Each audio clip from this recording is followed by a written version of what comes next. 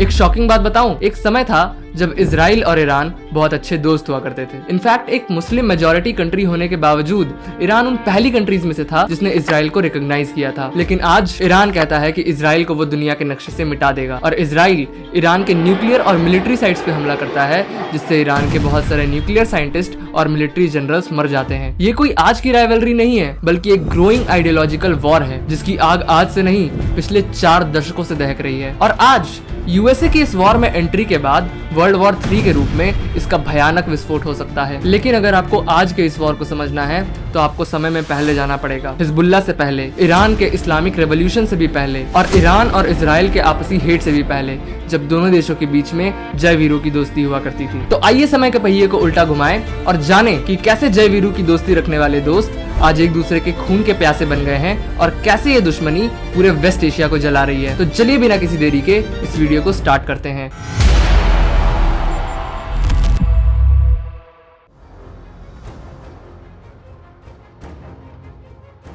Israel की स्थापना हुई थी 1948 में और ईरान ने भले ही स्टार्टिंग में इजराइल और पैलेस्टीन के 2 स्टेट थ्योरी का विरोध किया हो, लेकिन 14 मार्च 1950 को ईरान जो है वो इजराइल को एज अ कंट्री रिकॉग्नाइज कर लेता है। इस समय तक तो इंडिया ने भी इजराइल को रिकॉग्नाइज नहीं किया होता और ऐसा करने वाला वो टर्की के बाद दूसरा मुस्लिम मेजोरिटी वाला देश बन जाता है। इनफैक्ट 1948 में जब इजराइल की स्थापना हुई थी तो पूरा अरब वर्ल्ड जो है वो साथ में इजराइल पे हमला कर देता है, जिसे पहला अरब इजरायली वॉर बोलते हैं। और इस पहले अरब इजरायली वॉर में ईरान एक न्यूट्रल स्टैंस रखता है और इस वॉर में कोई पार्टिसिपेशन नहीं रखता। और पहली अरब इजराइल वॉर के तुरंत बाद ईरान इजराइल से डिप्लोमेटिक संबंध स्थापित कर लेता है। और यही जब चौथी अरब इजराइल वॉर होती है तो G7 की स्थापना होती है, जिसके बारे में मैंने इस वीडियो में बताया है, आप ये वीडियो भी जरूर देखिएगा। फिर 1953 में कुछ ऐसा होता है जिससे इजराइल ईरान रिलेशंस अपने पीक पर पहुंचना स्टार्ट करते हैं। 1953 में CIA और MI6 ने मिलकर उस समय के ईरान के PM मोहम्मद मोसादेक का तख्ता पलट कर दिया और शाह मोहम्मद रेजा पहलवी की सरकार को ईरान में स्थापित किया, जिससे वहां पे एक सेक्युलर सरकार आई। और सेक्युलर सरकार का मतलब तो आप समझ ही सकते हैं कि ये सरकार पूरे तरीके से US और UK की पपेट थी। और इस रिजीम में तो ईरान और इजराइल के रिलेशंस इतने अच्छे हो गए थे कि एक तरफ जहां पूरा अरब वर्ल्ड इजराइल को बॉयकॉट कर रहा था, उस समय भी ईरान इजराइल को ऑयल इंपोर्ट करता था। आज जिस तेल अवीव पर ईरान बॉम्बिंग कर रहा है, उसी तेल अवीव से लेकर तेहरान तक डेली फ्लाइट्स जाती थी। उस समय इजराइल के फॉरेन पॉलिसी के अनुसार ईरान से रिलेशंस बहुत ज्यादा इंपॉर्टेंट थे, क्योंकि इजराइल उस समय alliance of the periphery strategy अपना रहा था अपने फॉरेन रिलेशंस में।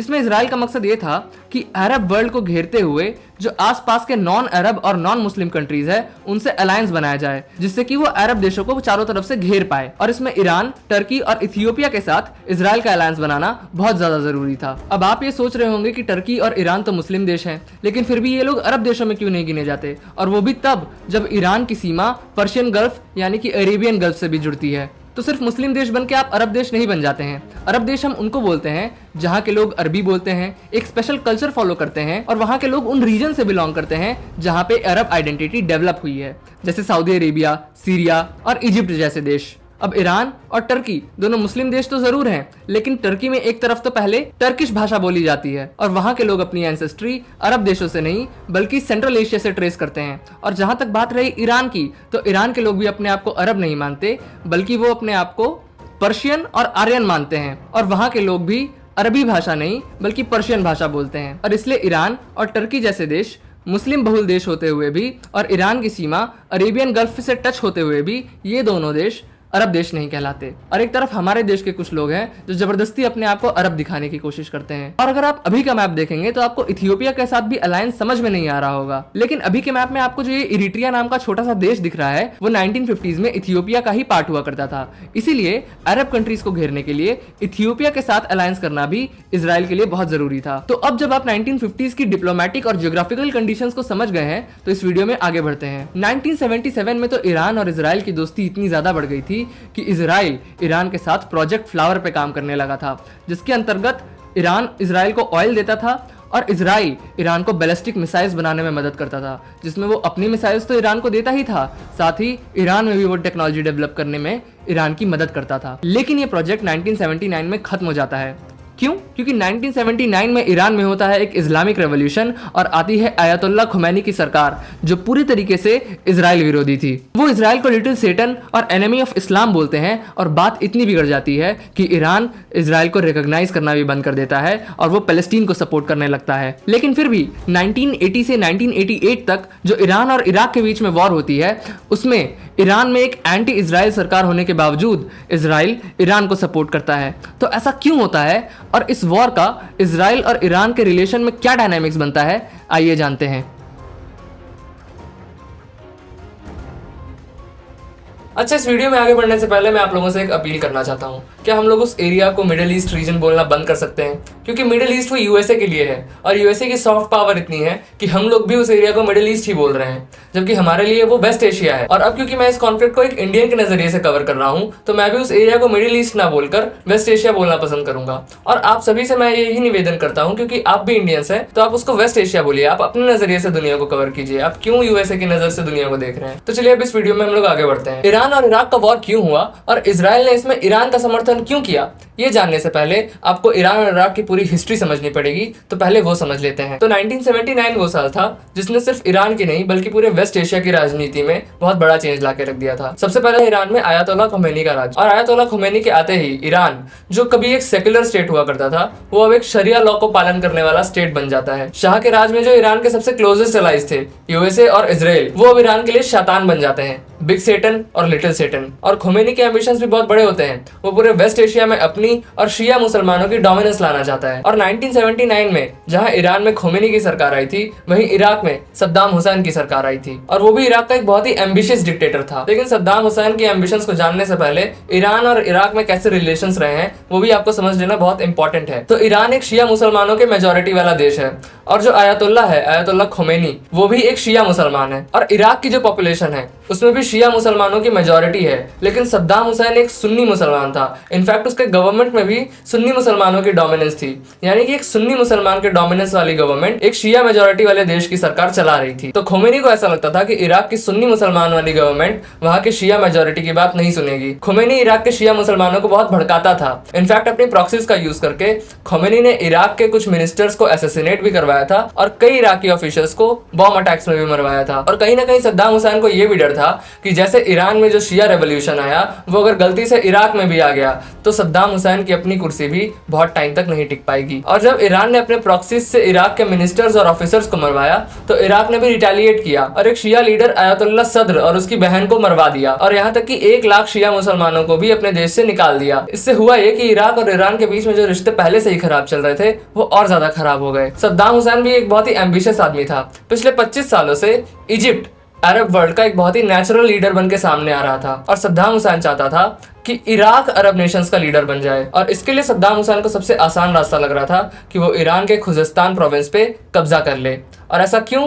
क्योंकि ईरान का जो खुजिस्तान प्रोविंस है, इसकी बॉर्डर इराक से लगती है, और यही रीजन है जहां पे ईरान के सबसे ज्यादा ऑयल रिजर्व्स हैं। और इसके अलावा खुजिस्तान प्रोविंस में शत अल अरब नाम की एक नदी बहती है, जो कि ईरान और इराक के बीच में एक नेचुरल बॉर्डर का भी काम करती है। और ये नदी ईरान और इराक के बीच में काफी पहले से ही एक लड़ाई की वजह बनी हुई थी। और खुजिस्तान पे अगर इराक का कंट्रोल हो जाता तो वो पूरी नदी इराक की हो जाती। और सद्दाम हुसैन के लिए 1980s में ईरान के ऊपर अटैक करने की टाइमिंग इसलिए भी इतनी परफेक्ट थी क्योंकि उस टाइम क्या हुआ था कि जब ईरान में इस्लामिक रेवोल्यूशन आया था, तो वहां के लोगों ने इजराइल की एम्बेसी में तो तोड़फोड़ मचाई ही थी, अमेरिका की एम्बेसी में भी उन्होंने काफी तोड़फोड़ मचाई थी, और अमेरिकन नागरिकों को कैद भी कर लिया था, जिसे बाद में अमेरिका को छुड़ाने में काफी पापड़ बेलने पड़े थे। तो अमेरिका भी अभी इराक की साइड रहता। और वहीं दूसरी तरफ ईरान की मिलिट्री इस्लामिक रेवोल्यूशन के बाद जहां बहुत कमजोर थी, वहीं इराक की मिलिट्री और वहां की इकोनॉमी दोनों बूम कर रही थी। तो अमेरिका का सपोर्ट, खुजिस्तान का तेल और शत अल अरब का पानी, ये तीनों चीजें सद्दाम हुसैन के लिए एक जैकपॉट के समान थी। तो ये सब सोचकर सद्दाम हुसैन के ऊपर नेता बनने की खुमारी चढ़ी और उसने ईरान पे धावा बोल दिया। लेकिन यहाँ पे एक बहुत ही अजीब चीज हुई कि इजराइल ने ईरान का साथ दिया और ईरान को इजराइल ने हथियार और पैसों की सप्लाई दी। ऐसा क्यों हुआ? क्योंकि जो आज का ईरान है वो उस समय का इराक था। उस समय इजराइल को ईरान से कोई एग्जिस्टेंशियल थ्रेट नहीं था, लेकिन सद्दाम हुसैन इजराइल के लिए ऑलरेडी एक बहुत बड़ा थ्रेट बन के सामने उभर गया था, क्योंकि सद्दाम हुसैन ने पहले भी बहुत बार इजराइल को खत्म करने की धमकी दी थी। तो इजराइल सद्दाम हुसैन को एक ज्यादा बड़े थ्रेट के रूप में परसीव करता था। इसीलिए इस ईरान इराक वॉर में इजराइल ने ईरान का साथ दिया। सद्दाम हुसैन ने बाद में तो ये भी कहा कि सिर्फ इजराइल ही नहीं बल्कि नेटो देश अमेरिका की जानकारी में सबने ईरान का साथ दिया था। क्यों? ताकि ये वॉर ज्यादा से ज्यादा लंबी खिंच पाए और उनकी डिफेंस इंडस्ट्रीज को फायदा पहुंच पाए। नेटो कंट्रीज इजराइल और ईरान के इन सीक्रेट वेपन डीलिंग्स को बाद में ईरान कॉन्ट्रा अफेयर का भी नाम दिया गया। और 1988 में यानी कि पूरे 8 साल के बाद जब ये वॉर खत्म होती है तो इससे ईरान की थिंकिंग पे एक बहुत ही बड़ा इंपैक्ट पड़ता है। ईरान इस वॉर के बाद डिक्लेयर करता है कि उसे एक सेल्फ रिलायंट मिलिट्री पावर बनना है और यहीं से ईरान के न्यूक्लियर एम्बिशंस भी शुरू होते हैं, जिसे मैं आगे की वीडियो में बहुत ज्यादा डिटेल में कवर करने वाला हूँ। लेकिन अभी के लिए आप इतना समझ लीजिए कि आयतोल्ला खुमैनी के लिए न्यूक्लियर पावर एक नॉन इस्लामिक पावर थी, इसलिए वो न्यूक्लियर पावर का विरोध करता था। लेकिन 1989 में आयतोल्ला खुमैनी के बाद जो दूसरा सुप्रीम लीडर आया, आयतोल्ला अली खमेनी, उसने यह बयान दिया कि उसे जल्दी से जल्दी न्यूक्लियर डिटेरेंस चाहिए और यहाँ से ईरान और अमेरिका के बीच में दुश्मनी और भी ज्यादा बढ़ जाती है। और इसी के साथ ईरान को यह भी रियलाइज हुआ कि इस पूरे वेस्ट एशियन रीजन में कोई भी ऐसा देश नहीं है जिसे ईरान अपना एलाई बता पाए। और जितने भी देशों ने, चाहे वो इजराइल हो या नेटो कंट्रीज, जिन्होंने भी ईरान को वॉर में सहायता दी, उन्होंने सिर्फ अपने फायदे के लिए उनको सहायता दी है, ना कि इसलिए कि वो ईरान को अपना एलाई मानते हैं। और उसने ये भी देखा कि कैसे इजराइल और यूएस जैसे लोग प्रत्यक्ष या परोक्ष रूप से इन सारी वॉर्स को कंट्रोल करते हैं। और ये सब देख के ईरान भी अपना अलायंस बनाता है, अपने प्रॉक्सीज का अलायंस, और उसको नाम देता है एक्सिस ऑफ रेजिस्टेंस। और ये था ईरान का long term plan to counter Israel via proxies. इसके बारे में अब हम लोग डिटेल में जानते हैं। 1980s में जब ईरान इराक वॉर शुरू हुई थी, उसी टाइम ईरान समझ गया था कि उसे वेस्ट एशिया में अपनी पकड़ मजबूत करने की जरूरत है। इसलिए 1982 में जहां एक तरफ वो इजराइल से हथियार खरीद रहा था, वहीं दूसरी तरफ लेबनान में हिजबुल्लाह की शुरुआत हो रही थी और इसकी आइडियोलॉजिकल और मिलिट्री ट्रेनिंग ईरान ही दे रहा था। 1987 में गाजा में हमास की शुरुआत होती है। हालांकि शुरू में हमास सुन्नी ब्रदरहुड आइडियोलॉजी से जुड़ा हुआ था, लेकिन फिर भी ईरान धीरे धीरे उसे सपोर्ट करना स्टार्ट करता है क्योंकि हमास इजराइल के विरोध में था। 1992 में यमन में हुथीज की शुरुआत होती है, जो शुरू में वहां के शिया मुसलमानों का एक सोशो पॉलिटिकल रेवोल्यूशनरी ग्रुप था जो बाद में वायलेंट हो गया। इसे भी ईरान ने धीरे धीरे समर्थन देना स्टार्ट किया, स्पेशली 2000s के बाद से जब हुथीज काफी सशस्त्र होने लगे थे। और अभी आप न्यूज में सुनते ही होंगे कि कैसे हुथी रेबल्स ने रेड सी में आतंक मचाया हुआ है और वहां पे यूएसए के कई सारे कंटेनर्स और शिप्स को तबाह किया है और यूएसए का काफी नुकसान किया है। और यूएसए अभी यमन में हुथी रिबेल से लड़ भी रहा है और ये सब ईरान के ही प्रॉक्सीज हैं। इसी के साथ ईरान ने सीरिया में बशर अल असद की सरकार को भी खूब समर्थन दिया था, क्योंकि बशर अल असद की सरकार सीरिया में ईरान के टेररिस्ट को अपनी जमीन यूज करने की फुल फ्रीडम दे देती थी और पूरे अरब वर्ल्ड में सिर्फ सीरिया ही था जिसे ईरान अपना एलाई कह सकता था। इसी के साथ ईरान ने इराक में भी कई मिलिटेंट ग्रुप्स बनाए और 1990s में अपने न्यूक्लियर प्रोग्राम को भी बहुत तेजी से आगे बढ़ाना स्टार्ट किया। तो ये थी ईरान की प्रॉक्सीज, जो पूरे वेस्ट एशिया में ईरान की पकड़ को मजबूत करने की और नेगोशिएटिंग टेबल पे ईरान को पावर देने की स्ट्रैटेजी थी। और ये जो एक्सिस ऑफ रेजिस्टेंस ईरान ने बिल्ड किया, उन्होंने सिर्फ पेपर्स पर ही नहीं बल्कि मैदान पर भी उतरकर इजराइल के साथ कई बार जंग लड़ी है। 2006 में हिजबुल्लाह ने इजराइल के साथ एक फुल स्केल वॉर लड़ी थी, जिसमें इजराइल को हिजबुल्लाह ने कई दिनों तक फंसाए रखा था। गाजा से हमास कई सालों तक इजराइल के ऊपर बम वर्षा करता रहता था और जो इजराइल के बॉर्डरिंग स्टेट्स हैं उनको अंडर थ्रेट रखता था। वहीं सीरिया के जमीन से भी ईरानियन बैक्ड मिलिटेंट्स कई बार इजराइल के ऊपर हमला करते थे। तो लेबनान, सीरिया और गाजा, इन तीनों जगहों से ईरान बैक्ड टेररिस्ट ऑर्गेनाइजेशंस ने कई सालों तक इजराइल को घेर कर रखा है और इन सभी ने मिलकर एक ऐसा फ्रंट तैयार किया था जिसे आज भी इजराइल अपनी सबसे बड़ी सुरक्षा चुनौती मानता है। लेकिन इजराइल के लिए इन सबसे ज्यादा प्रॉब्लमैटिक था ईरान का न्यूक्लियर प्रोग्राम, क्योंकि अगर ईरान गलती से भी न्यूक्लियर वॉरहेड बना लेता है और अपने प्रॉक्सीज को वो सेंड कर देता है, तो सिर्फ इजराइल के लिए नहीं बल्कि पूरी दुनिया के लिए ये एक बहुत बड़ा खतरा बन के सामने आता। तो यूएस कई बार ईरान को उसके न्यूक्लियर प्रोग्राम को बंद करने की बात करता है, लेकिन जब ईरान नहीं मानता तो यूएस ईरान को सजा देने के लिए उस पर कई सारे सैंक्शंस लगा देता है। और अगर ईरान के पास न्यूक्लियर वॉरहेड्स आ गए तो इससे पूरी दुनिया को कितना बड़ा खतरा हो सकता है, ये बात इजराइल आज से नहीं बल्कि 90s के दशक से दोहरा रहा है। ये देखिए 1996 में जब बेंजामिन नेतन्याहू पहली बार पीएम बनते हैं तो वो ईरान के न्यूक्लियर प्रोग्राम के बारे में क्या बोलते हैं। The most dangerous of these regimes is Iran, that has wed a cruel despotism to a fanatic militancy. If this regime or its despotic neighbor Iraq or to acquire nuclear weapons, this could presage catastrophic consequences, not only for my country and not only for the Middle East, but for all of mankind. I believe that only the United States can lead this vital international effort to stop the nuclearization of terrorist states. But the deadline for attaining this goal is getting extremely close. Time is running out. We have to act.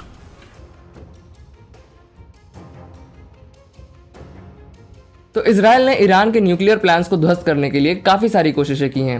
2005 से ही वो Iran के nuclear programme पे कई बार cyber attacks करते थे ताकि उनका nuclear programme ध्वस्त हो जाए। लेकिन जब 2008 में अमेरिका में ओबामा की सरकार आती है तो ईरान से डील करने की इजराइल और यूएसए की स्ट्रैटेजी में थोड़ा अंतर आ जाता है। इजराइल चाहता था कि ईरान के पास जितने भी यूरेनियम को एनरिचमेंट करने की कैपेसिटी है वो पूरे तरीके से नष्ट कर दी जाए, लेकिन ओबामा का मानना था कि ईरान ऐसा कभी नहीं मानेगा, इसलिए इसका एक डिप्लोमेटिक सोल्यूशन निकालना पड़ेगा। तो इसी बात को मद्देनजर रखते हुए 2015 में ईरान, यूएसए और यूएनएससी के बाकी मेंबर्स के बीच में एक joint comprehensive plan of action यानी कि JCPOA साइन होता है, जिसमें कि ईरान को उसके न्यूक्लियर प्रोग्राम को कंटिन्यू रखने की परमिशन दी जाती है, लेकिन न्यूक्लियर एनरिचमेंट पे एक लिमिट सेट कर दी जाती है और उनके न्यूक्लियर प्रोग्राम को ट्रांसपेरेंट करने की कोशिश की जाती है कि हमेशा यूएन से कोई ना कोई आदमी आके कभी भी ईरान के न्यूक्लियर प्रोग्राम को इंस्पेक्ट कर सकता है और ऐसा करने के बदले ईरान को सैंक्शन से छूट दी जाती है। इजराइल ऑब्वियसली इस डील से खुश नहीं होता है, लेकिन फिर 2016 में आती है ट्रंप की सरकार और ट्रंप ये कहते हैं कि JCPOA अमेरिका के इतिहास की सबसे वर्स्ट डील है। ईरान के मामले में नेतन्याहू और ट्रंप के विचार काफी मेल खाते थे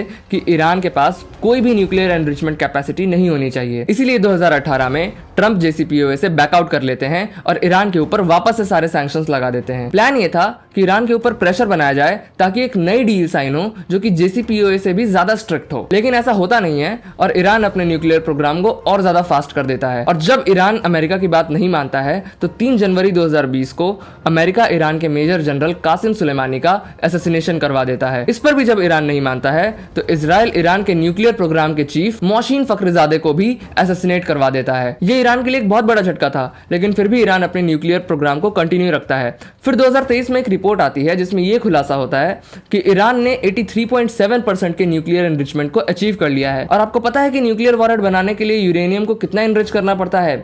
90%, यानी कि Iran weapon grade uranium enrichment करने के बहुत ज्यादा करीब था। और फिर अक्टूबर 2023 को क्या हुआ ये तो पूरी दुनिया जानती है कि कैसे गाजा से हमास के आतंकवादी आए और इजराइल के ऊपर आतंकवादी हमला किया और इजराइल से कई सारे हॉस्टेजेस पकड़े और उन हॉस्टेजेस पे भी बहुत ज्यादा अत्याचार किया। ये इजराइल के लिए एक रेड लाइन क्रॉस करना हो गया था। उसने गाजा के ऊपर एक बहुत बड़ा ऑफेंसिव लॉन्च किया जिसका परिणाम यह है कि आज लगभग पूरा गाजा समतल हो चुका है और यहीं से इजराइल ने ईरान के एक्सिस ऑफ रेजिस्टेंस को भी खत्म करने की ठान ली थी। जुलाई 2024 में हमास के चीफ इस्माइल हानिया को इजराइल ने तेहरान में असैसिनेट कर दिया था और ये तेहरान के लिए पूरी दुनिया में बिल्कुल शर्मसार कर देने वाली बात थी। फिर सितंबर 2024 को हिजबुल्लाह के चीफ हसन नसरल्लाह को भी इजराइल ने मार गिराया। और हिजबुल्लाह के ऊपर पेजर अटैक्स के बारे में भी आप सभी लोगों ने सुना होगा कि कैसे हिजबुल्लाह के टेररिस्ट के पास जो पेजर्स थे उस पर अचानक से एक मैसेज आता है और जैसे ही उस मैसेज को पढ़ने के लिए वो लोग अपना पेजर उठाते हैं वो पेजर ब्लास्ट हो जाता है। इसमें भी हिजबुल्लाह के कई सारे आतंकवादी मारे गए थे। और सीरिया में 2024 में ही बशर अल असद की भी सरकार हट जाती है और नई सरकार आती है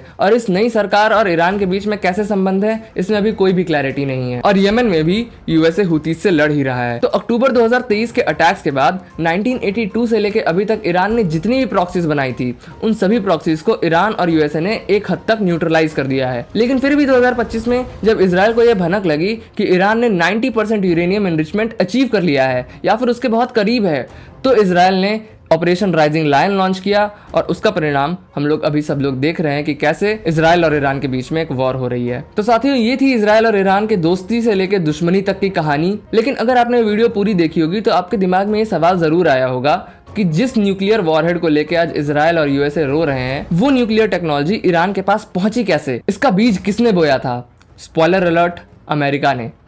शॉक लगाना। और इसी शॉकिंग कहानी को मैं अगली वीडियो में पूरे तरीके से कवर करूंगा कि कैसे कोल्ड वॉर के लालच में यूएसए ने ही ईरान को न्यूक्लियर पावर दी थी और आज वही न्यूक्लियर पावर यूएसए के गले की हड्डी बनी हुई है। सिर्फ इतना ही नहीं, जो ईरान में मैंने आपको तख्ता पलट की कहानी सुनाई थी वो भी यूएसए और यूके की ही देन है। तो साथियों, अगर आपको ये वीडियो पसंद आया तो इस वीडियो को लाइक कीजिए, और अगर आपको अगली वीडियो में ये जानना है कि कैसे यूएसए ने ईरान को वो न्यूक्लियर पावर दी थी जिसके लिए आज वो रो रहा है, तो आप इस चैनल को जरूर सब्सक्राइब करें और नोटिफिकेशन बेल को भी जरूर दबाएं ताकि आपको आने वाले वीडियोस की नोटिफिकेशन सबसे पहले मिले। तो दोस्तों, बस आज के वीडियो में इतना ही। अब मिलते हैं आपसे अगले वीडियो में।